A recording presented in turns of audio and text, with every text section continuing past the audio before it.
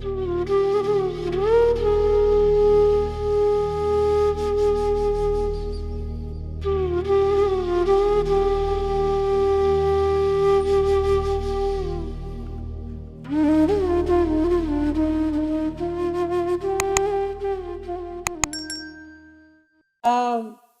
सबसे पहले तो सारी संगत को बहुत सारा प्यार और बहुत सारी मुस्कुराहट मैं हमेशा कहती हूँ। अ, बाकी सब चीजें तो हैं, गुरुजी करने वाले होते हैं, बट एक जो मुस्कुराहट है ना, लाने वाले भी तो वही होते हैं, बट मुस्कुराहट आपके अंदर से जो आएगी, और जब जिसको कहते हैं ना, जब हम एक दूसरे को बोलेंगे मुस्कुरा दे, थोड़ा सा और मुस्कुरा दे, थोड़ा सा मुस्कुरा दे, तो मुझे लगता है कि अपने आप को भी कहना होता है और दूसरों को भी, तो मुस्कुराहट आ ही जाती है। तो इसलिए मैं कहती हूँ कि सबके जीवन में सब कहते हैं कि नमस्ते, ये वो। पहले तो गुरु जी को नमस्ते। दूसरी बात, प्यारे से गुरु जी को नमस्ते। क्या कहें उनके बारे में। जब ये अंकल बता रहे थे भक्ति के बारे में, तो मैं आपको ना छोटे से इंसिडेंट सुनाती हूँ अपने टाइम का, फिर मैं छोटी छोटी बातें करती रहूंगी। बड़ी बड़ी बातें तो आती नहीं, हम तो भाई छोटे से हैं, छोटी छोटी बातें ही कर सकते हैं जो हमारे दिल को भा जाती हैं, जो हमें दिल में समझ में आती हैं। जो भी वो देते हैं, समझ देते हैं, तो उस हिसाब से बात होती है। तो ऐसे ही जब मैं गुरुजी के पास जाया करती थी, तो मुझे याद है कि यू नो तब हमारा नया नया भी हेलीकॉप्टर आया था। तो पैसे होते नहीं थे, सच में इतने पैसे होते नहीं थे, क्योंकि अभी उसको जैसे वो डिसमेंटल होके आया था, उसको फिर दोबारा से असेंबल करना, और असेंबल करके फिर बिजनेस उड़ाना, बहुत टाइम लगना था उसके अंदर।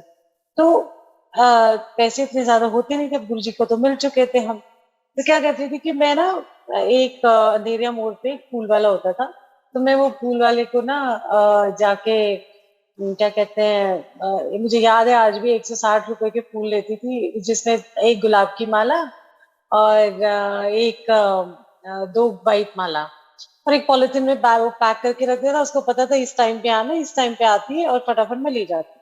तो जैसे ही मैं पहुंचती थी गुरुजी के पास, तो अभी गुरुजी आसन पे बैठे नहीं होते थे, वो कंसोल पे बैठे होते थे या अंदर होते थे, तो मैं फटाफट जाना और वो पॉलिथीन ऐसे ऐसे खोल खाल के अपने पर्स में डालना, और जाके ना फटाफट गुरुजी के आसन पे, उनके चरणों पे फूल लगाने। एक गुलाब की माला, एक व्हाइट माला, और उनके टेबल कई बार हल्की सी मिट्टी होती है, तो अपने दुपट्टे से साफ करके एक व्हाइट माला उनके साइड में रख। ये सिलसिला काफी देर चलता रहा, और बाद में मुझे पता लगा तो अलाउड ही नहीं होता थे फूल लाने में। मैंने कहा मुझे तो कुछ पता ही नहीं। वो कहते ना, भोले भाव होता है, आपका मन है, आप लेके आए। और कई बार ऐसे होता था, मेरे पर्स में 200 रुपए होते थे, और मैं सोचती थी बस फूल आ जाए, पेट्रोल की देखेंगे, डीजल की देखेंगे, ये क्या करना है उसका। ये फैक्ट बात है कि आपके मन की भाव की बात बता रही हूँ कि आप, हम सोचते हैं कि ऐसे होना चाहिए, तो मैं अपना फूल लेने वो करने, क्या वो जानी जानी थे, क्या उनको पता नहीं था? उनको सब पता होता था। उनको हर चीज पता होती थी कि मेरे से पर्स में कितने पैसे हैं, ये कैसे आती है, और वापसी में मैं देखती थी, अपने ड्राइवर को बोलती थी देखी जाएगी, जो होना होगा देखेंगे। तो इस तरीके से एक सिलसिला चलता रहा। तो एक बार ऐसे मैं बैठी हुई थी, तो गुरुजी कंसोल पे बैठे थे, और कंसोल पे बैठे बैठे उन्होंने मेरी जो हाथ में माला थी, वो मैंने ऐसे ऊपर करी, और मैं मत्था भी नहीं टेक पाई थी। क्यों? क्योंकि वो उतना ऊंचा बैठे थे और मैंने ऐसे नीचे कर, तो ऐसे ऊपर किया और ऐसे टेढ़ी मेढ़े मत्था उठ के टेका, तो मैं बैठ गई, जाके लगा दी माला वाला। तो थोड़ी देर में एक रोमा आंटी हैं संगत में, तो वो मुझे आके बोलती हैं कि क्या हुआ? मैंने कहा क्या हो गया मतलब? कहते गुरुजी तो तेरी बड़ी तारीफ कर रहे थे। मैंने कहा किस बात की तारीफ कर रहे थे? कह रहे बड़ी सियानी है, देख फूल लगन तो पहले नीचे नहीं, मतलब चाहे कहीं से भी फूल आए, बट मेरी मंशा थी कि फूल ऊपर रहेंगे, जब उनके यहाँ जब उनके चरणों में बिछाने हैं, तो उनको नीचे नहीं लगने देना। तो दैट वाज माय पर्पस। तो कह रहे सियाने, तो सियाना कह के सियाना बना दिया है ना। तो जिंदगी क्या सियाना बनाना है? किस चीज का? भक्ति का सियाना नहीं, जीवन जीने के लिए सियाना बनाना है। और अगर आप जीवन में वाइज हो जाते हो, तो खुश भी रहते हो। कितनी हर चीज ना एक रिलेट होती है।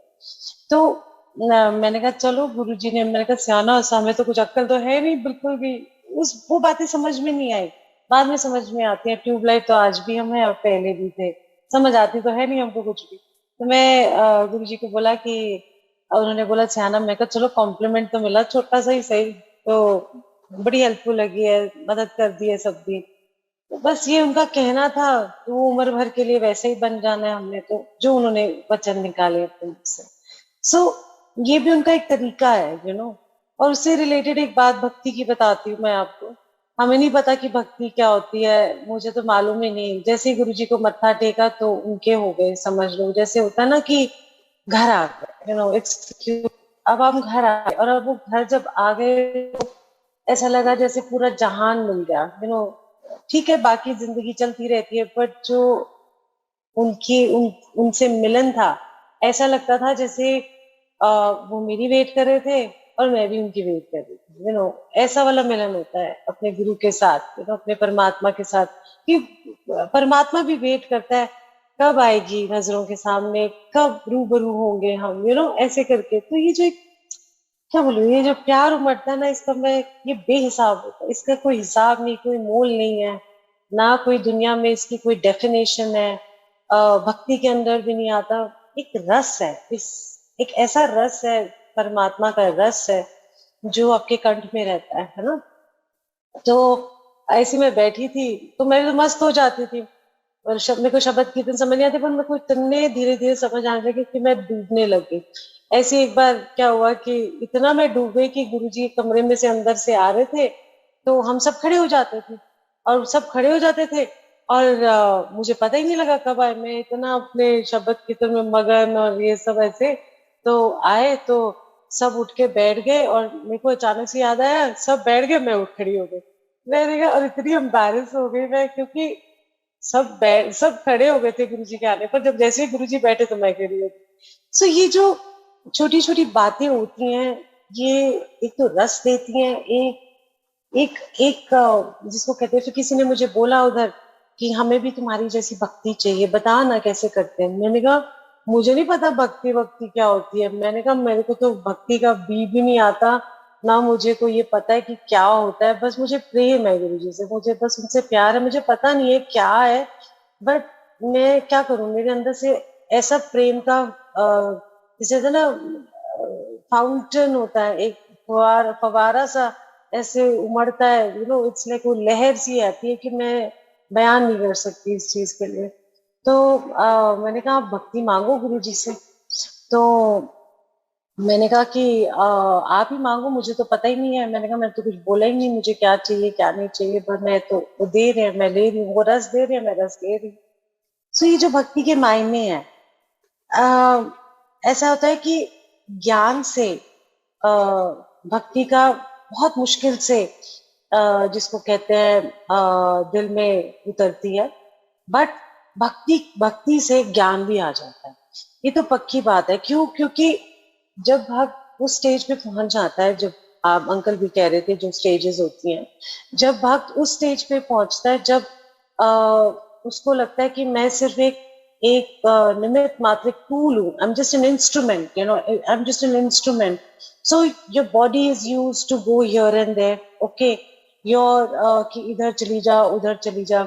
आपकी जो जुबान है, जो आपकी जीवा है, वो जब उनका गुणगान करती है, क्योंकि वो भेजते हैं आपको, तो जब वो भेजते हैं तो गवाते भी वही हैं, है ना, सुनवाते भी वही हैं। तो जब आपका हर सेंस ऑर्गन प्लस आपका दिल, आपकी आत्मा जब उनके चरणों में लग जाती है, और वो आपको चरणों में लगा लेते हैं, तो फिर वो समर्पण की ऐसी स्टेज होती है जो बियॉन्ड होती है, उसमें ना आपको मेडिटेशन की जरूरत है, ना उसमें आपको पाठ की जरूरत पड़ती है, बिकॉज अपने आप ही पाठ चलता है। ये एक ऐसी स्टेज होती है। सो हमारी जो जीवन में हम सारी संगत जो है, सब गुरु जी के लिए सॉरी एक बराबर है। क्यों? क्योंकि गुरु जी बैठे हैं वहां, हम सब एक लाइन में कतार में खड़े हैं, थोड़ी देर बाद एक लाइन खिसकती है, फिर दूसरी आती है, ऐसे करते करते जैसे जैसे जैसे हमारी स्टेजेस होती हैं, वैसे वैसे हमारी चमक भी बन जाती है। आप देखोगे कि जैसे जैसे हम गुरु जी के पास आना शुरू होते हैं, धीरे धीरे हमारे विचार बदलते हैं, हमारा थॉट प्रोसेस बदलता है, हमारा सोचने का ढंग जैसे बदलता है, जैसे हम किसी चीज पे अंधविश्वास करते थे या हम किसी वहमों में पड़े रहते थे, आप देखोगे कि धीरे धीरे एक वचन से एक होता है कि हाँ गुरु जी ने वहम नहीं करना, बट दिल में वहम रह जाता है। तो धीरे धीरे आप देखोगे कोई वहम ही नहीं रहता, कोई ऐसा लगता है कि जो हो रहा है उनकी रजा से हो रहा है। ओ आज मैंने पीले कपड़े पहन लिए तो मेरा काम हो गया, है ना, तो अब मैं काम करने जाऊंगा तो मैं पीले कपड़े पहन के जाऊँ, ऐसा नहीं है। क्योंकि जब परमात्मा आपके साथ चलता है, जब आपका गुरु आपके साथ चलता है, तो वो आपका वस्त्र बन जाता है, आपका कवच बन जाता है, एंड वो हमारा गुड लक हो जाता है।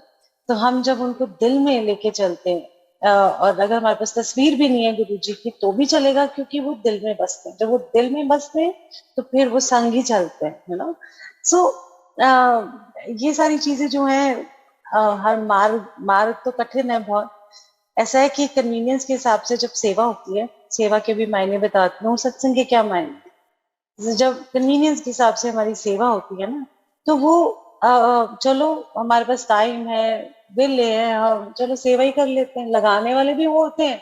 बट भाव की बात बता रही हूँ, हमारे अंदर का क्या भाव है। तो टाइम पास की, बट सेवा परवानगी तब होती है जब बहुत कड़ी सेवा होती है। कहते हैं ना, गुर पीरा दी चाकरी माँ करी। मतलब ये तो वो होती है कि आप विपरीत सिचुएशन में भी, जो आपकी जिंदगी में सबसे विपरीत सिचुएशन होती है, जो आपके अनुकूल नहीं होती, आपके हिसाब से नहीं होती, तब जब वो सेवा लेते हैं और आप दिल खोल के सेवा करते हो और बिल्कुल माथे पे शिकंज नहीं होती, वो सेवा की परवानगी ज्यादा चढ़ती है। उसको कहते हैं निष्काम सेवा। थोड़ी सी प्रॉब्लम आ गई, मैं तो नहीं जाता सेवा में, गुरु जी तुसी साडा काम नहीं किता, तुसी ए नहीं किता, अब मैं नहीं जा रही या मैं नहीं जा रहा, what ever, I mean respect में जनरल बात कर रही हूँ। तो सबसे ज्यादा जब बहुत कठिन होती है सेवा, बट अगर ठान लो कि नहीं करनी है, आंधी आए तूफान आए, बट सेवा तो सेवा होती है ना। उनका सेवा क्या है, गुणगान करना, उनके बारे में लोगों को बताना, क्योंकि जब तक खुद का विश्वास नहीं होगा दूसरों को विश्वास नहीं दिला सकते, है ना। आपके अंदर खुद फेथ नहीं होगा, खुद एक प्यार नहीं होगा, तो आप उस दूसरे के अंदर प्यार नहीं जगा सकते। तो पहले अपने पे काम करो कि आपने अपने अपने गुरु पे कितनी आस्था रखी है, अपने क्या विश्वास रखा है, क्या आपके लिए उनके मन में प्रेम है, निस्वार्थ प्रेम है कि जो हो रहा है आप कबूल कर दो, है ना। दर्द सबको होता है जिंदगी में, उतार चढ़ाव से दर्द भी आता है। उस उतार चढ़ाव से बहुत सारी चीजें, फ्रस्ट्रेशन आती हैं, एंग्विश आता है, गुस्सा आता है कि क्या मेरे साथ ये सब कुछ ठीक नहीं हो रहा, ये क्या, ये मेरे साथ ही क्यों होता है, बहुत सारी ऐसी चीजें होती हैं जो हमारी नॉर्मल चीजें हैं। बट इस नॉर्मल चीज को गुरुजी ने बहुत सुंदर तरीके से ठीक किया। कैसे ठीक किया गुरुजी ने? पहले तो आपको गुरुजी ने सत्संग सुनवाते हैं, एक फेथ को सीमेंट करते हैं। सत्संग सुनने के मायने क्या है, कि अगर आप डावाडोल होते हो अपने फेथ में, तो जब जैसे ही आप सत्संग सुनते हो तो आप ना एकदम सीमेंट से हो जाते हो, क्योंकि जब सीमेंट गीला होता है तो उस पे अगर आप पैर रख दोगे तो निशान बन जाते हैं, है ना। तो वो साफ नहीं होता, मतलब कहीं ना कहीं डगमगा जाओगे। पर जैसे ही आप उस पर पानी तराई होती रहती है, तो वैसे ही आपका फेथ जैसे ही स्ट्रांग होता है, तो फिर वो हिल नहीं सकता। तो सत्संग सुनने के मायने ये है कि आपका first of all faith strong रहेगा। दूसरा, जब सत्संग सुनोगे तो आपको कई बार अपनी प्रॉब्लम्स के हल भी मिल जाते हैं। कि कई बार कोई आपको सत्संग सुनाता है कि मेरे को कैंसर ऐसा हो गया, या मेरे ऐसे दर्द था, मैंने लंगर खाया, तो आपके मन में आता है कि मेरा भी ऐसा हो सकता है, गुरुजी मैं भी ऐसे हो जाऊं। तो आप वो फिर आपका फेथ बढ़ना शुरू होता है। थर्डली क्या होता है कि सत्संग सुनते सुनते जब आपका फेथ स्ट्रांग हो जाता है ना, तो आप दूसरों को भी बताते हो, दूसरों को लेके जाते हो, तो आप क्या बन जाते हो, गुणगान करने वाले बन जाते हो। क्योंकि जब तक आपका खुद का फेथ नहीं होगा तो आप दूसरों को नहीं जोड़ सकते। तो पहले अपने आप के अंदर ये फेथ जगाइए कि मेरा गुरु मेरा है, मैं गुरु की हूँ या गुरु का हूँ, और गुरु मेरे अंग है, गुरु मेरे साथ है, और मैं जीवन में जो भी परिस्थिति है, जो भी लाइफ में चीजें चल रही हैं, उसको अपने गुरु के साथ आगे निकलता जाओ। ये फेथ लेके चलोगे, तो जब आपको लोग देखेंगे कि उस फेथ से चल रहे हो, तो वो कहेंगे यार इनका गुरु तो बड़ा ही अच्छा है यार, इनके साथ साथ रहते हैं, देखो परेशानी में भी ये मुस्कुरा रहे हैं, परेशानी है इतनी जिंदगी में, जद्दोजहद है, फिर भी ये गुरु का गुणगान कर रहे हैं। तो उसके अंदर क्या होता है, एक नया जिसे कहते हैं ना जोत सी जल जाती है कि मैं भी, मेरा भी कोई अपना हो। तो जब वो सोचते हैं मेरा भी ऐसा कोई अपना हो, तो आप बोलते हैं हाँ जी आजा, गुरु भी तेरा अपना हो जाएगा, तू भी आजा, तू गुरु का हो जा, गुरु तेरा हो जाएगा। सो ये जो अपनेपन का जो एक एहसास है जो गुरु ने हमको दिया है, आई थिंक सबसे बड़े जो तोहफे गुरु जी ने हम सबको दिए हैं, ये एक अपनापन, संगत में अपनापन, गुरु के साथ अपनापन। गुरु ऐसा लगता है जैसे क्यों अपने से लगते हैं, आपको अपना कोई क्यों लगता है, तो क्यों आपको लगता है वो मेरे जैसा है, मेरी सोच जैसा है, मेरे जो मेरे अंदर जहन में मैंने एक इमेज बनाई है, या जो भी है परमात्मा की इमेज, अगर आप मूर्तियों वाली बनाओगे ना तो एक डिस्टेंस रहता है हमेशा। बट अगर गुरु ने जैसी अपनी इमेज हमारे सामने लेके आए, जैसे वो शॉर्ट्स में आ जाते थे, पैंट शर्ट में आ जाते थे, कैड्स में आ जाते थे, फिर रोब्स में आ जाते थे, तो मुझे लगता है कि वो अपने से लगते थे। हमें लगता था कि हाँ वेशभूषा भी हमारी मैच कर रही है, मतलब ऐसे लगता था कि हम उनको उनको अपने दिल का हाल सुना सकते हैं। तो जब वो अपनेपन का एहसास होता है, क्योंकि वो अपने से लगते हैं, तो ही आगे बात बनती है। नहीं तो अगर किसी को पेडेस्टल पे बिठा दो तो वो अपने से नहीं लगते, वो पराये से लगते हैं। पराये से क्यों लगते हैं? क्योंकि आप उनसे कम्युनिकेट नहीं कर पाते, आप उनसे बात नहीं कर सकते, ऐसे डर डर के रहते हो। तो गुरुजी ने जो इतना अपनापन दिया हमें, इतना प्यार हमको दिया, तो यही संगत का भी काम है कि अपनापन भी स्प्रेड करे। गुरु तो हम सबके अंदर है ना, तो ये अपनापन देना है, एक रिस्पेक्ट देनी है संगत को। मैं हमेशा ही कहती हूँ रिस्पेक्ट संगत, लव द संगत, क्योंकि संगत गुरु रूप होती है ना। और कोई किस दर से आ रहा है उसकी रिस्पेक्ट करो, क्योंकि वो पता नहीं कौन से धक्के खा के आए, हम जज नहीं करेंगे उनको।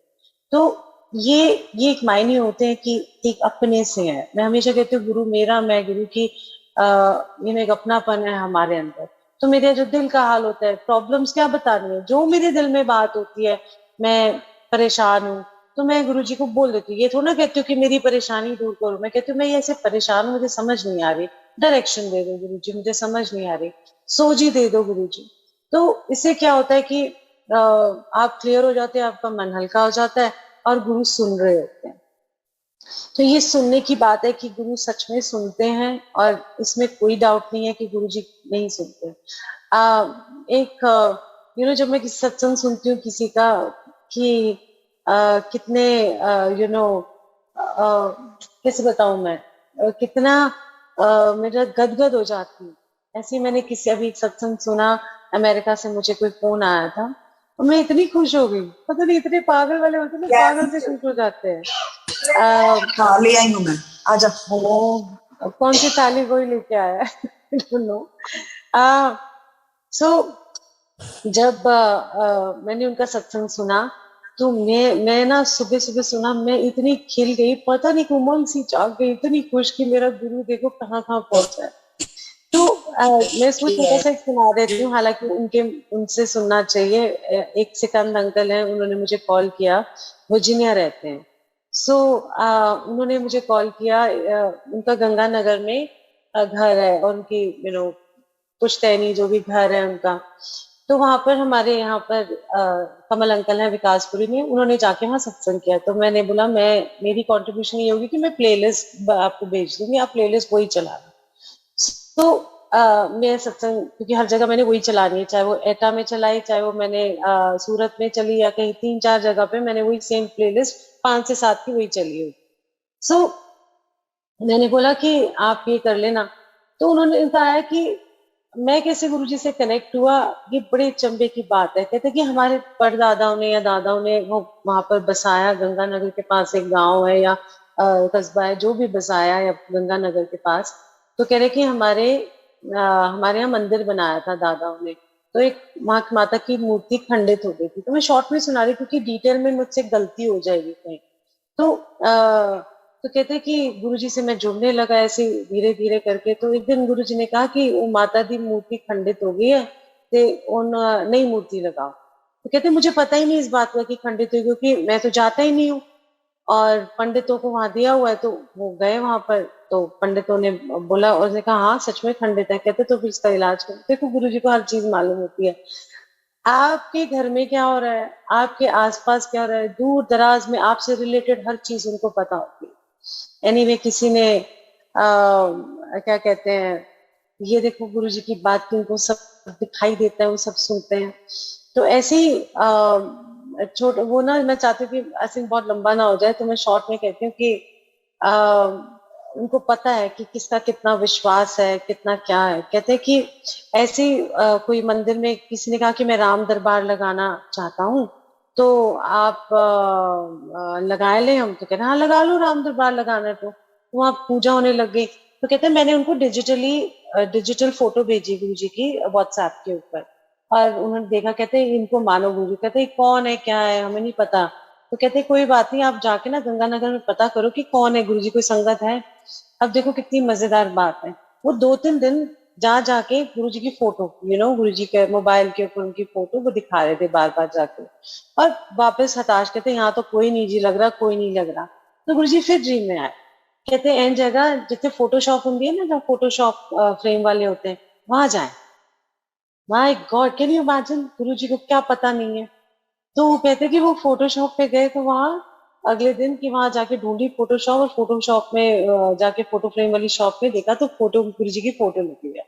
अब कहते मैं तो नया हूँ, और मैं तो क्या मैं इसकी मेरे को नहीं पता, मेरे पापा ने लगाई थी, मैं नहीं जानता ये कौन है, कैसे आ गए मुझे नहीं पता। तो वहां एक बुजुर्ग बैठे हुए थे, कह रहे हैं इन जगह जाओ, 8वीं दुकान पे जाओ। तुसी गिन के 8वीं दुकान पे गए, तो वहां पर जो शॉपकीपर थे या जो भी वहां थे, वो गुरुजी की संगत निकले और बड़ी सी गुरुजी की फोटो लगाई। और फिर उन्हें अपनी बातचीत करी कि कैसे सत्संग वत्संग, क्या हम तो भी अभी नए हैं। तो उन्होंने सत्संग सुना, उनका फेथ सीमेंट हुआ, थोड़ा थोड़ा फेथ था। तो मेरा कहने का मतलब ये है, शॉर्ट में जो सुना है, इतनी मैं गदगद हो गई, उसका और भी उन्होंने वर्जन बहुत सारी चीजें सुनाई, बट इतना ही काफी है आज के लिए। तो उन्होंने जब कहा, मैंने कहा देखो, क्या गुरुजी को पता नहीं है कि आपके जीवन में क्या हो रहा है, आप किस दौर से गुजरे हैं, आपको देखो संगत कहाँ कहाँ भटक गई। गुरुजी ने कहा जाओ फोटो, कितना क्लियर कट आंसर है ना, कितनी क्लियर बात है गुरु जी की, कोई गोल मोल नहीं, कोई कुछ नहीं। ये गुरु जी ने, हम क्या करते हैं, हमें सत्संग पे आती है, सत्संग तो सभी करते हैं, सबका मन करता है कि हम भी जूम पे जाएं, यूट्यूब पे छा जाएं, बातें करें, जनरल करें, कनेक्ट करें। नहीं, आप जो सत्संग करते हैं, पहले तो आपके दिल से आना चाहिए, कि ये चीज हुई है आपके साथ। जब आप एक सत्संग करते हैं, जो सुनने वाला होता है उसके दिल में भी उतरना चाहिए। सत्संग वो है जो आपको गुरु से जोड़ता है। सत्संग वो है जो, गुणगान तो आप कर रहे हो सत्संग करते हैं, बट जो आपके जो दिल से निकली हुई बात है, वो किसी और के दिल को छू के बदल दे। कि गुरु की कोई बात ऐसी आपने कर दी, उनका गुणों की गुणगान ऐसा किया कि उनके जो गुण है गुरु जी के, वो दूसरे तक पहुंचते हैं।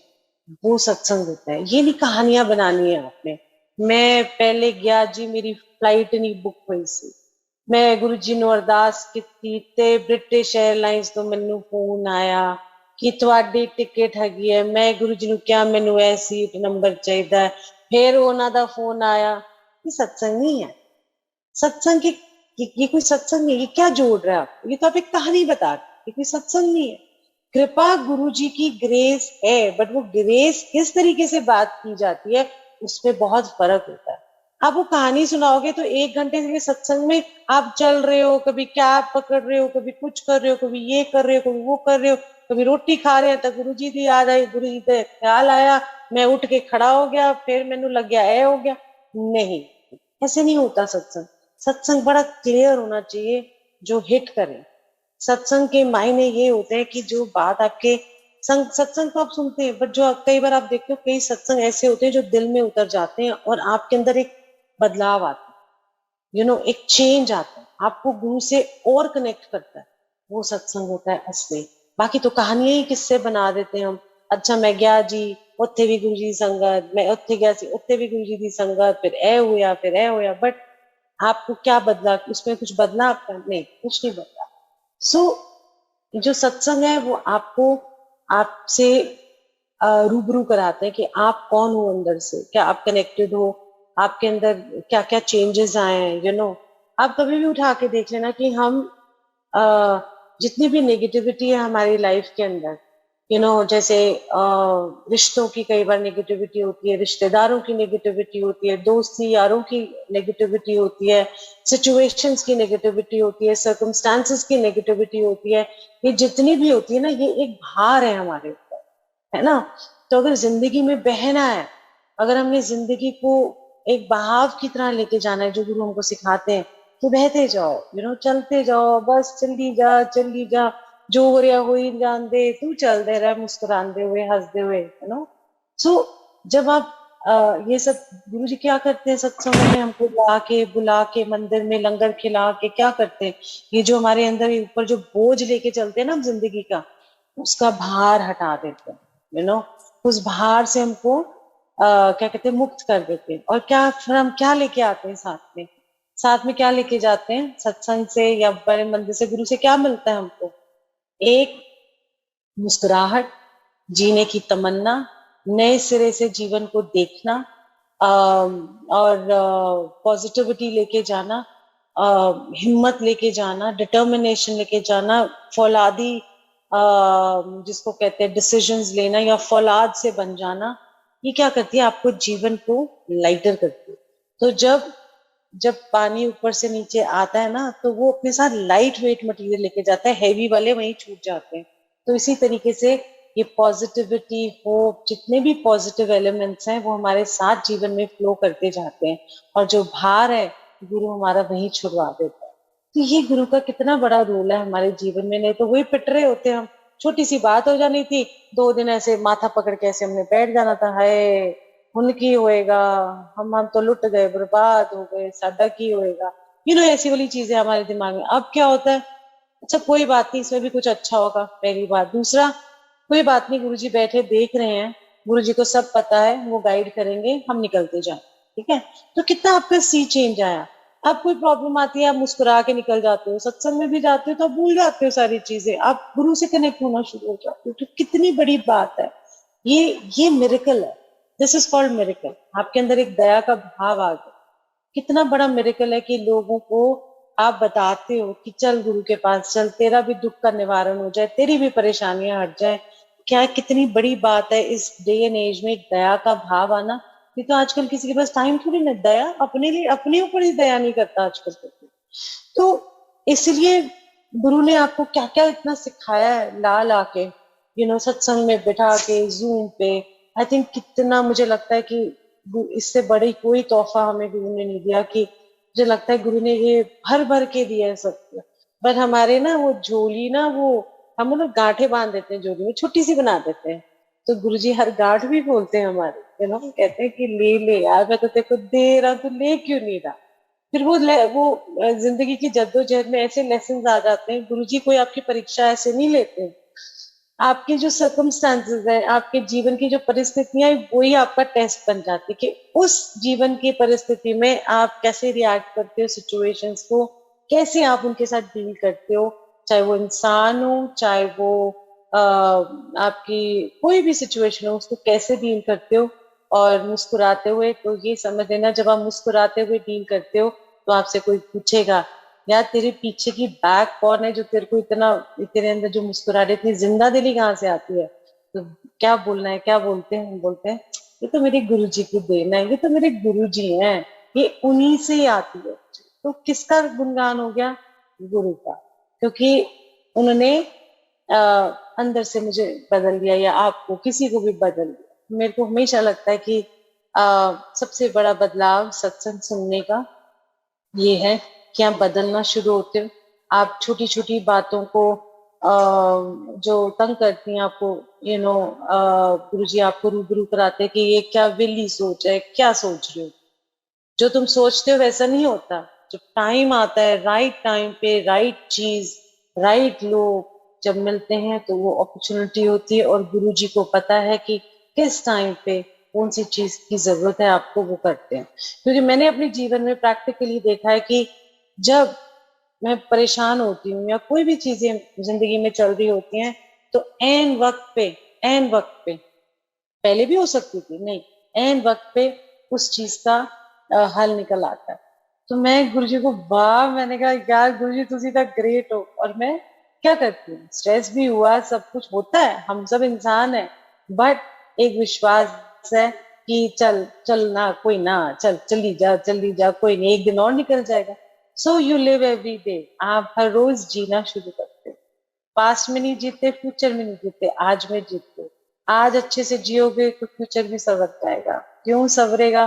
क्योंकि गुरु जी ने आपको ये सिखाया है कि वो कहते हैं ना, समान 100 बरस का पल पल की खबर नहीं। तो ऐसे ही हमारा जीवन है कि हम सब कुछ तो इकट्ठा कर लेते हैं, बट जो असली धन है, जो साथ जाएगा, जिसे गुरु नानक देव जी ने कहा था, जो असली धन है वो जो साथ जाएगा वो कर ले, किसी पर परोपकार कर दे, बिना सोचे किसी पर, आप अपना काम करो, कुछ छोटा सा भी कर दो, कुछ भी करो, वो सब किधर जाएगा? गुरु के नाम पे जाएगा, है ना। तो मेरे हिसाब से सत्संग के मायने, भक्ति के मायने, सेवा के मायने यही है कि निष्काम होनी चाहिए।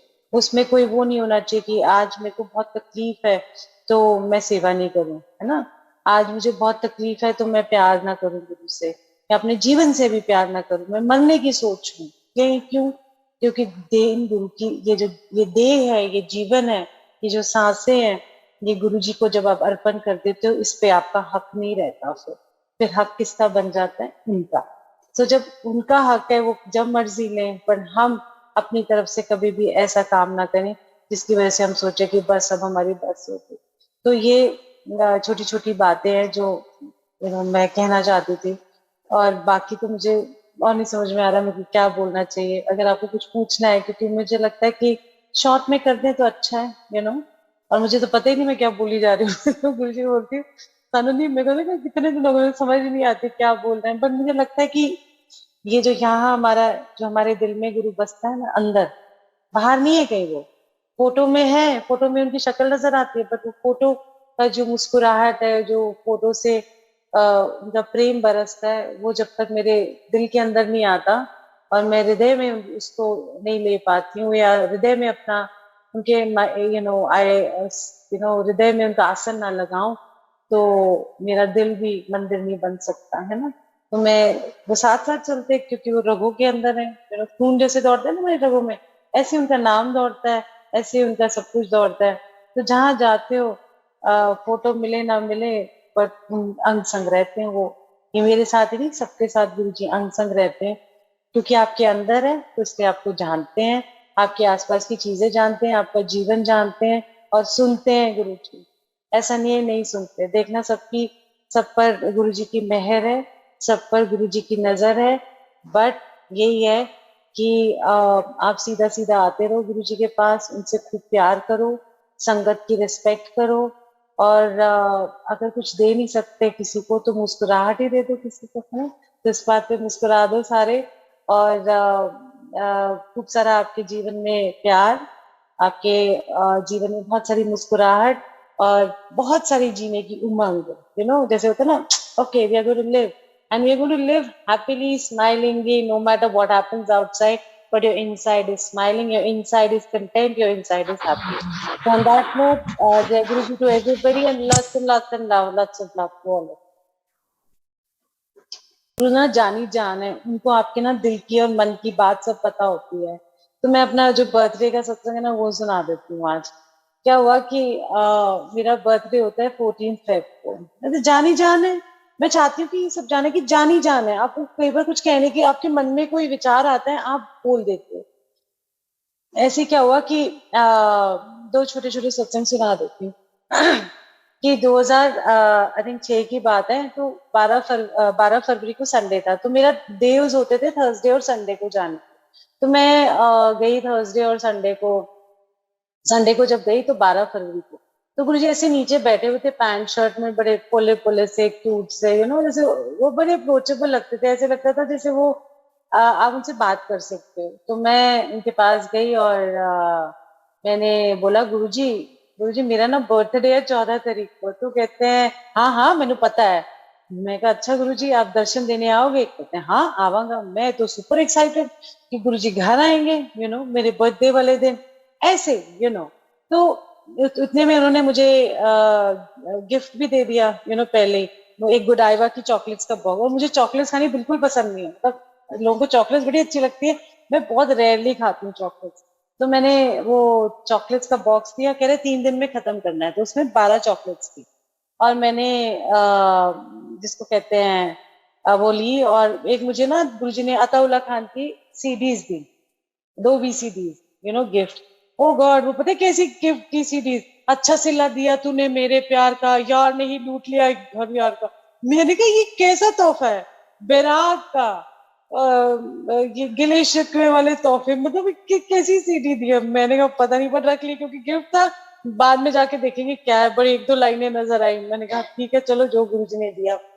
एनीवे मैंने 3 दिन, ट्यूसडे को था, तो मैं ट्यूसडे को सुबह उठ के वेट करने लगी गुरुजी की। वेट करते करते हर हाट पे लगे कि गुरुजी आ रहे हैं, कभी बाहर जाऊं देखने, कभी कोई कार आए तो मैं कहीं और सज सवर के प्रॉपर सूट बिंदी लगा के मैं गुरुजी की वेट करने लगी। और इतने में दोपहर को मेरे जो बच्चे बच्चे छोटे ही थे तब, तो उनके माँ बाप आए वहां पर मेरे को विश करने फर्स्ट टाइम।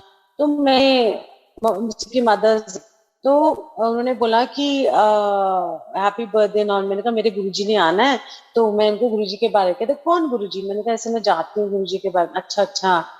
तो मैं उनको सुना रही थी, तो मेरे हाथों में से गुरुजी की ना खुशबू आने लगी, तो मैंने सोचा ये वहम होते हैं ना, यू कैन नॉट बिलीव कैसा हो सकता है। तो मैं कपड़े धोने वाले साबुन से हाथ धो के आई, ताकि खुशबू वाले साबुन से नहीं धो के आई ना, जैसे हैंड वॉश होते हैं जो भी है। सो वापस अंदर आई, तो फिर मैं गुरुजी की बात में फिर खुशबू आई। मैं कहा छोड़ो, जो भी हो रहा है होने दो। वो कहती है हम शाम को अपने हस्बैंड के साथ भी आएंगे। मैं कहा लो, फिर ड्रिंक्स भी सर्व करो, नॉन वेज भी सर्व करो, वट एवर। सो कुछ कह भी नहीं सकती थी। मैं वेट करती रही गुरुजी की, करते करते रात के 12 बज गए। जब 12 बज गए, तो इतने में ना कहते हैं कि मैंने गुरुजी को ना बाहर जाके बालकनी में बोला कि मैंने कहा गुरुजी, मैं सच में रोई उस टाइम पे, क्योंकि मैं सुबह 7 बजे से लेकर रात के 12 बजे तक खड़ी, खड़े पैर बैठ रही हूँ, उठ रही हूँ, भाग रही हूँ, इधर जा रही हूँ, वेट उड़ीक होती है ना, जैसे आप उड़ीक कर रहे हो। तो मैं वहां गई और बाहर जाके मैंने कहा गुरुजी आज ना आपने मेरा बड़ा ही दिल दुखाया। मैंने कहा आज ना मैं रूठ गई आपसे, आप मुझे मनाओगे तो मैं मानूंगी।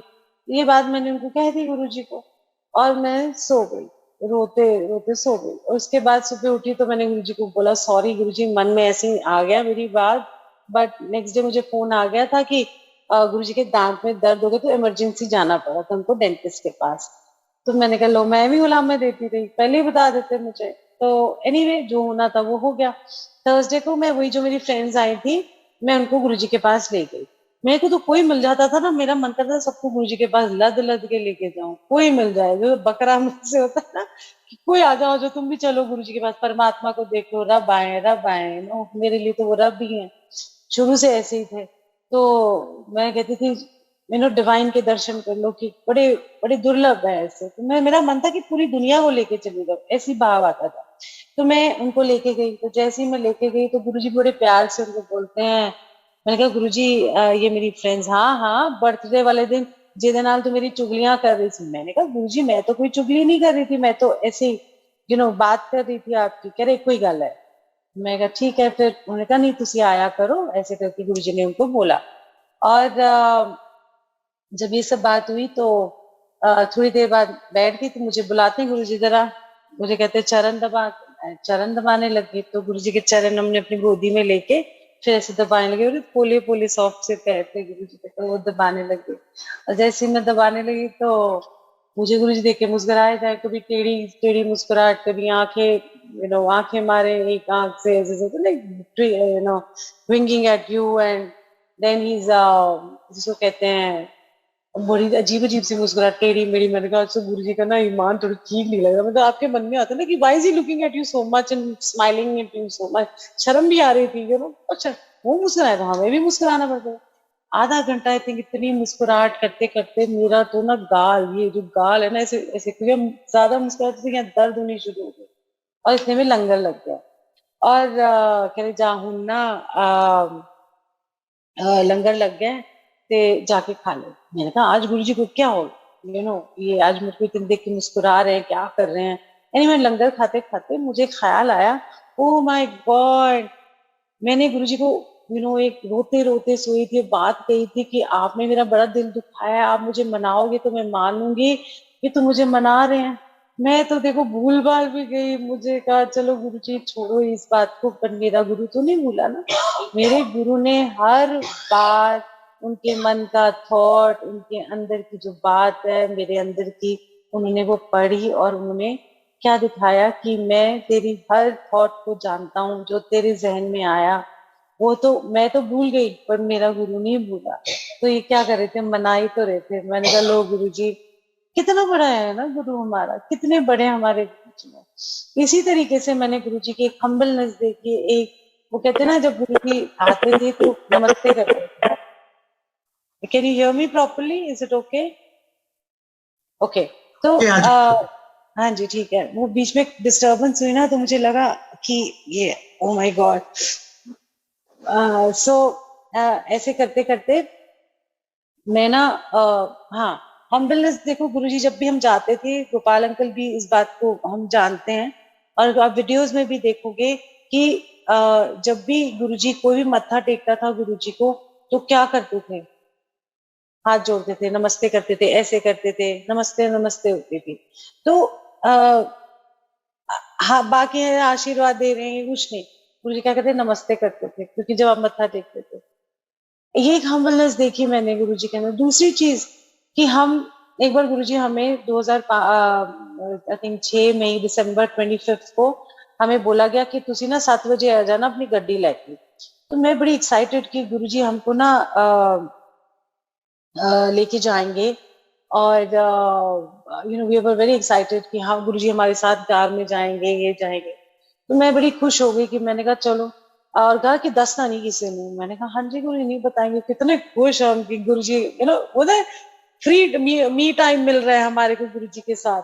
सो ऐसे करके हम पहुंचे। जैसे ही वहां पहुंचे तो ऑलरेडी लाइन लगी हुई थी गुरुजी की गाड़ी की। मैंने उनको पूछा, मैंने कहा आप यहाँ क्या कर रहे हो? कहते हमें भी गुरुजी ने बोला 7 बजे यहाँ आ जाना, पर किसी ने दसना नहीं। तो हमने किसी एक दूसरे को बताया ही नहीं, और हम सारे वहां पहुंच गए। तो गुरुजी की देखो, फिर गुरुजी बड़ा हंसे इस बात को लेके कि हमने किसी को बताया नहीं, और सारा कारवां गाड़ी का था। गुरुजी ने हम सबको एक एक, जैसे जो ज्यादा इतनी ड्राइव नहीं कर सकते थे, चंडीगढ़ जाना था हमने, जीरकपुर चंडीगढ़, तो जो ड्राइव नहीं कर सकते थे, तो एक दो कपल्स को एक जगह पे हमारे साथ बिठाया। एक कपल को किसी को बोला कि एंड तक इनके साथ ही जाना है, इधर उधर नहीं जाना कि मैं इसको जाम नहीं। हम लोग इतने बात नहीं करते थे संगत से इतनी ज्यादा। तो हमारे साथ आई थिंक माथुर अंकल और माथुर आंटी गए थे। तो बड़ा सफर अच्छा रहा। और गुरुजी ने ना पीछे स्टिकर्स ऑरेंज कलर के लगवा दिए थे हमारे गुरुजी के, ताकि अगर एक दूसरे को कोई गाड़ी आसपास जाए तो एक दूसरे को हम फॉलो कर सके गुरुजी का। तो आज हम देखते हैं ना गुरुजी के जितने भी स्टिकर्स है, गुरुजी ने पहले से ही सारा कुछ सेट करके रखा हुआ था। ऐसा नहीं है कि हमारे दिमाग में आए, तो गुरुजी की प्लानिंग पहले से ही थी, उनको पता था सब चीजों का। एनीवे ये सब हुआ, और मैंने देखा कि हम एक कुरुक्षेत्र में जगह है, पिपली नाम, पिपली है, पिपरी जो भी है, पिपली है। तो वहां पर साइड में, लेफ्ट साइड में ना वो बना हुआ है एक रेस्टोरेंट सा, या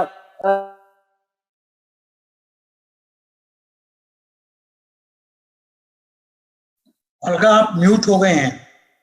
एक ठीक, तो फोन आ गया था ना इसलिए। अब आ रही है आवाज? Yes it is. Okay okay, what is happening, एक सेकेंड। ओके, अब भी म्यूट हूं मैं? नहीं अब ठीक है। सो क्या हुआ कि मैंने देखा कि गुरुजी वो जो हाईवे, नेशनल हाईवे होता है ना, उस पे खड़े हुए हैं, और उनके हाथ में एक थर्मोकोल का ग्लास था चाय का, और पकौड़ा हाथ में। वो बैठ के खा रहे मेन रोड के ऊपर, और एक दो सेवा जो कर रहे थे अंकल, वो साथ में खड़े थे। मेरे को बड़ी हैरानी हुई कि गुरुजी आधे घंटे से उधर ही खड़े हुए हैं। और क्या कहते हैं, मैंने कहा क्या क्यों खड़े हुए हैं गुरुजी ऐसे? तो देखा कि बाद में गुरुजी अंदर आए, तो तो मैंने किसी पूछा, मैंने कितनी देर से? कह रहे एक ना गाड़ी आधे घंटे से फंसी हुई थी, तो गुरुजी अपनी संगत की वेट कर रहे थे कब वो गाड़ी अंदर आए तो वो आए। तो देखो आपका गुरु कितना आपकी रक्षा करता है, कितना आपका ख्याल रखता है। मैं गुरु बोल रही हूँ, गुरु जी भी नहीं बोल रही, फिर ये नहीं कि अपना सा एहसास सा हो रहा है, बड़ा मजा आ रहा है इसे। तो आपका गुरु कितना आपका ख्याल रखता है कि जब तक वो लास्ट गाड़ी में गुरु जी अंदर नहीं आए, नहीं तो क्या है, पहले सारे बैठ जाते हैं जाके, अपने आप आए संगत, किसी को क्या परवाह होती है, पर अपने हमारे गुरु जी को अपनी संगत का बहुत ख्याल है। लास्ट मिनट तक वो अंदर आए, मैंने ये खूबी देखी। और मैं सोची थी कि एक तो संगत का बहाना है, पर जितनी गाड़ियां वहां से जा रही होंगी, पता नहीं कितने लोग उस दिन ब्लेस हुए होंगे, क्योंकि गुरुजी ऐसे नहीं कि एक था, वो तो कितने लोगों का उस टाइम पे कल्याण कर दिया होगा। गाड़ियों में जाते, कितनों के एक्सीडेंट होने थे, कितनों का कुछ होना था, मुझे पता नहीं है कुछ भी। मैं तो बस, मेरा यही सोच है कि कितने लोगों का वहां हाईवे पे खड़े खड़े गुरु जी ने क्या भला किया। ऐसे दयालु गुरु जी, ऐसे हैं हमारे गुरु जी, दयालु, यू नो।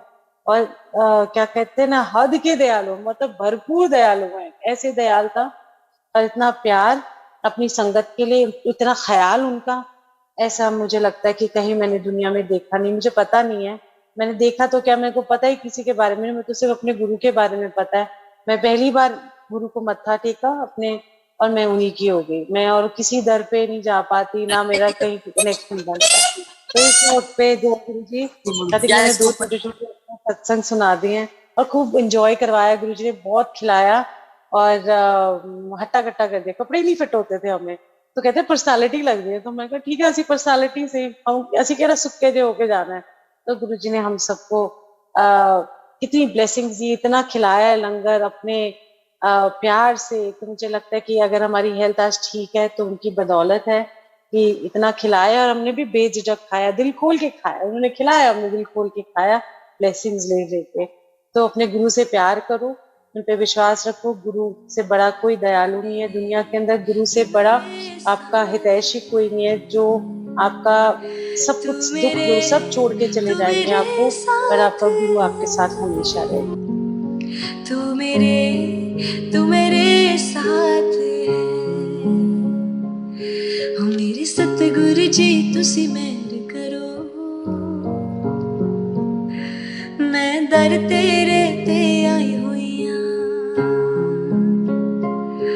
मेरे कर्मां वल ना वेखियो जी,